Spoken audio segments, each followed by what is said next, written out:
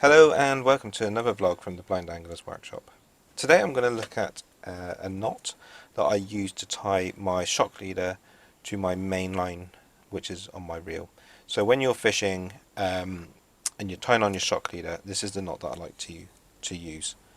Now, when tying your shock leader, the most important thing is if you're fishing with 5 ounces of lead, then you need 50 pounds of shock leader. And if you're fishing with 6 ounces, 60 pounds and so on. So for every ounce of lead, you're talking 10 pounds of shock leader. So I've got some shock leader here, and I've got some line over here, which we're just going to get ready. There we go. Get a bit of that off. And the knot I'm going to teach, hopefully, is the Albright knot. Now, I used to use a different knot, which meant I had to form a figure of 8 in order to attach the two lines together. But as my vision's got so much worse, I can no longer see the figure of 8 to thread the line through. So I got onto Facebook, onto a couple of forums, and they are very, very helpful, recommending different knots. And it's a case of just sitting down, playing around with them, seeing which one best suits you. And I must admit, I do like this Albright knot. So here we go. What you do is you get the shock leader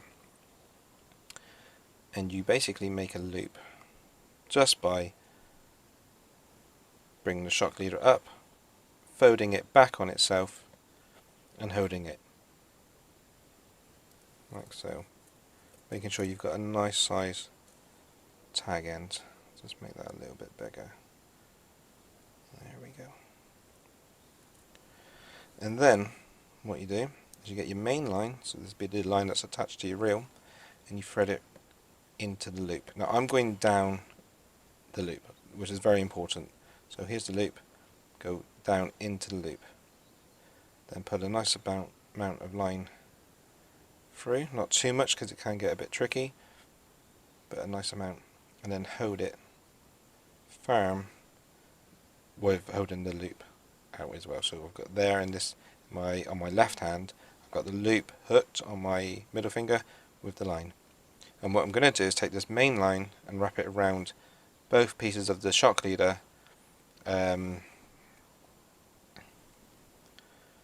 should we do? We'll do nine twists. So 1, 2, 3.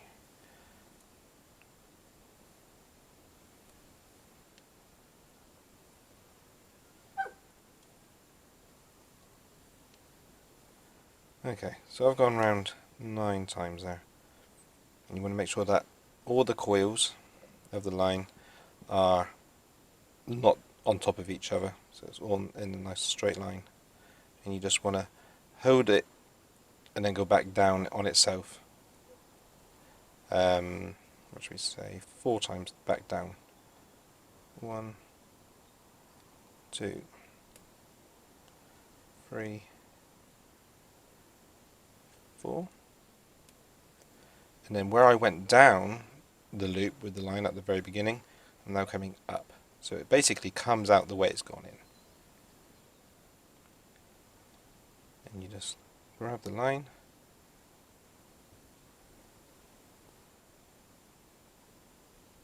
and pull, which will then form the knot.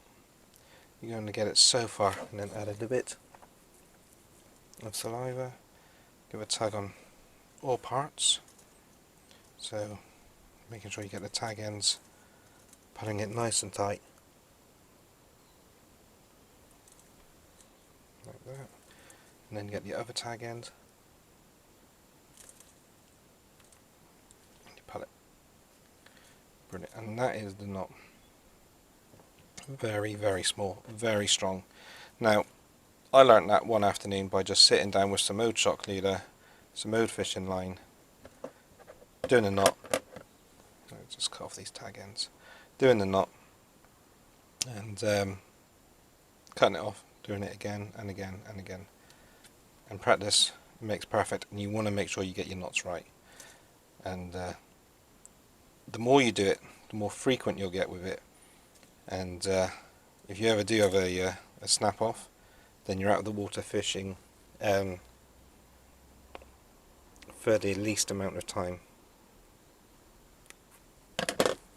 possible. And that's something, that is a very, very strong knot, the Albright knot. Thank you to everybody on Facebook that recommended that one to me.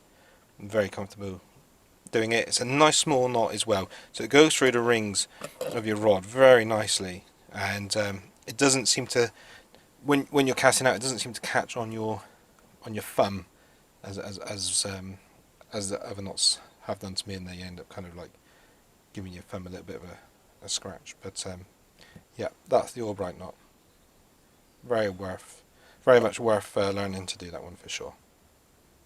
But I hope you guys found this video interesting and helpful, and please don't forget to subscribe, and until next time, tight lines.